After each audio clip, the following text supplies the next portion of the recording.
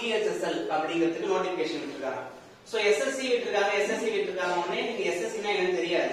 So SSC னா ஒண்ணும் இல்ல, TNPSC என்ன பண்றாங்க நம்ம ஸ்டேட்டுக்கு வந்து குரூப் 1 குரூப் 2 அப்படின்னு ஒவ்வொரு லெவல் ஆஃப் எக்ஸாமினேஷனுக்கு TNPSC நடத்துறாங்க. சோ அதே மாதிரி நம்ம degree level 12th level 10th லெவலுக்கு SSC வந்து சென்ட்ரல் கவர்மெண்ட் ஜாப்ஸ் வந்து நடத்துறாங்க. சோ SSC TNPSC மாதிரி ஒரு ஆர்கனைசேஷன் கவர்மெண்ட் ஜாப்ஸ் வந்து ஃபில் பண்றாங்க. சோ CHSL அப்படினாலே அதுலயே போட்டுருக்கு combined higher secondary level. So வந்து 12th லெவல் உள்ள குவாலிஃபிகேஷனுக்கு இவங்க இப்போ ஒரு நோட்டிபிகேஷன் விட்டுருக்காங்க. சோ போஸ்டிங் என் கெஸ்டிங்க்கு வந்து 4000 ல இருந்து 5000 வரைக்கும் அரௌண்ட் போஸ்டிங் வரலாம். சோ என்னென்ன போஸ்டிங்லாம் அப்படிலாம் பாத்தீங்கன்னா சோ இனிமே LDC JSA PA அப்படின்னா postal assistant lower division clerk. So இந்த மாதிரி கிளர்க்ல ஒரு கிளாரிஃபிகேஷன் அந்த போஸ்ட்லாம் வந்து உங்களுக்கு கிடைக்கும். சோ வந்து இப்போ என்ன ஏஜ் லிமிட் இதுக்கு பாத்தீங்கன்னா 18 to 27 இயர்ஸ். OBC இருந்தீங்கன்னா +3 இயர்ஸ். அண்ட் SC ST இருந்தீங்கன்னா +5 இயர்ஸ். PWD கேண்டிடேட் இருந்தீங்கன்னா +10 இயர்ஸ்ல வந்து ஆட் பண்ணிக்கலாம்.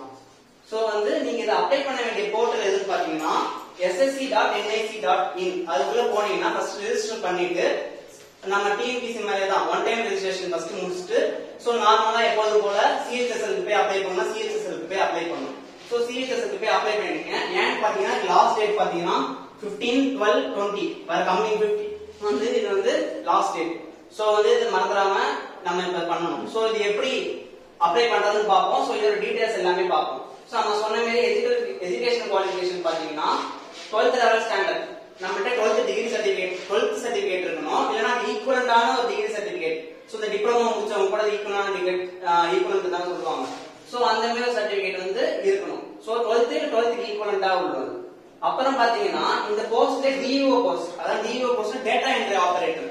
அந்த போஸ்டுக்கு வந்து ஒரே கிரேட், அதாவது வந்து அந்த போஸ்டுக்கு மட்டும் 12th ல வந்து மேத்ஸ் அண்ட் சயின்ஸ் ஸ்ட்ரீம் எடுத்து படிச்சவங்களா இருக்கணும். மத்த எல்லா போஸ்டுக்கும் நம்ம சாதாரண ஏதோ ஒரு எது எடுத்து படிச்சிருந்தாலும் பரவாயில்ல. சோ 12th ரிலேட்டட் டிகிரி அந்த லெவல் குவாலிஃபிகேஷனுக்கு தான் போகும்.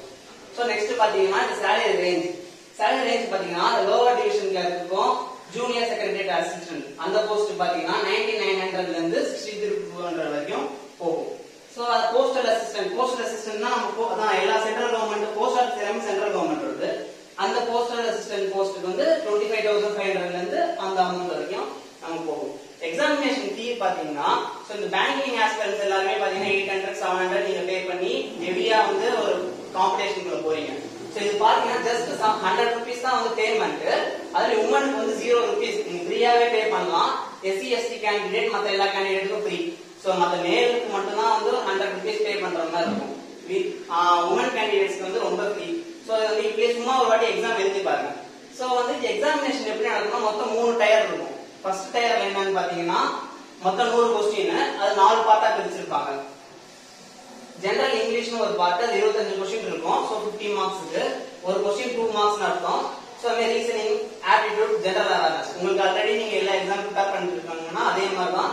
சோ எல்லாமே 25 மார்க்ஸ்க்கு. சோ ஒரு क्वेश्चन வந்து 2 மார்க்ஸ்.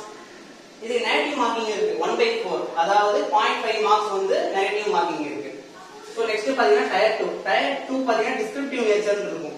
இன்னும் டயர் 2 வைக்கிறாங்க ஏன்னு பாத்தீங்கன்னா இந்த நம்ம கிளர்க் போஸ்ட்ல எப்படின்னா லெட்டரோ இந்த மாதிரி ஏதாச்சும் எஸ்ஏவோ எது தெரிஞ்சிருக்கணும். அப்பதான் வந்து பீப்புள் வந்து நம்மள்ட்ட வந்து லெட்டர் கொடுக்கும் போது அதுல இருந்து நம்ம மீனிங் புரிஞ்சுக்கிறதுக்காக பேசிக்கா இந்த டெஸ்ட் வைக்கிறாங்க. சோ வந்து 2 क्वेश्चन வந்து இந்த மாதிரி 50 மார்க்ஸ் இருக்கும். சோ 100 மார்க்ஸ் அது. அப்ப டயர் 3 பாத்தீங்கன்னா கண்டிப்பா எல்லாரும் குவாலிஃபை ஆகணும். எது பாத்தீங்கன்னா எல்லாருமே வந்து டைப்பிங் டெஸ்ட் போற மாதிரி இருக்கும். போய் 35 வேர்ட்ஸ் பர் மினிட் வந்து இங்கிலீஷ்ல அடிக்கணும். ஹிந்தினா வந்து 30 வேர்ட்ஸ். பாத்தீங்கன்னா மொத்தமாவே இங்கிலீஷும் ஹிந்தி மட்டும் தான் இந்த எக்ஸாம் எழுத முடியும். சோ நீங்க வந்து அப்ளிகேஷன் ஃபில் பண்ணும்போது இங்கிலீஷ் அப்படின்னு ஃபில் பண்ணிடுங்க. ஓகே, நெக்ஸ்ட் பாத்தீங்கன்னா இந்த டேட்டா என்ட்ரி ஆபரேட்டருக்கு மட்டும் எக்ஸ்ட்ராவா 50 வேர்ட்ஸ் பர் மினிட் அடிக்கிற மாதிரி இருக்கும். சோ நல்ல டைப் ரைட்டிங் தெரிஞ்சவங்க மட்டும் தான் அடிக்கலாம். சோ இதுக்கு எந்த சர்டிபிகேட்டும் உங்களுக்கு தேவையில்லை. நீங்க டைரக்டா அந்த டைம்ல போய் அங்க அடிச்சு காட்டினா மட்டும் போதும். டயர் 3 முடிச்சிட்டீங்கன்னா சோ உங்களுக்கு வந்து டாக்குமெண்ட் வெரிஃபிகேஷன் கொடுத்துருவாங்க. So as soon as possible சீக்கிரம் எல்லாரும் போய் இதை அப்ளை பண்ண பாருங்க.